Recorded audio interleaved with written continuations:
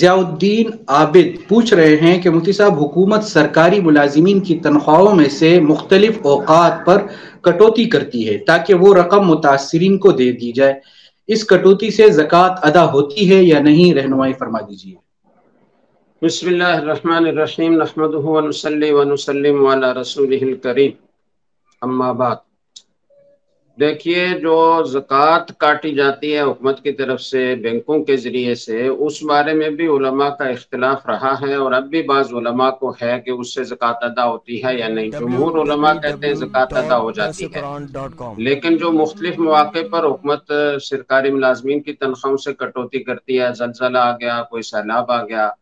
تو اس میں چونکہ حکومت زکوٰۃ کے نام پر کاٹتی ہی نہیں ہے، تو اس لیے اس میں زکوٰۃ کی نیت کرنا ٹھیک نہیں ہوگا، اور اس وجہ سے بھی ٹھیک نہیں ہوگا کہ حکومت ایسی رقوم کو صحیح مصارف میں خرچ کرنے کا اہتمام کرتی ہے یا نہیں کرتی، اس کا یقین نہیں ہوتا، تو اس لیے اس میں زکوٰۃ کی نیت نہیں کر سکتے، زکوٰۃ الگ سے ادا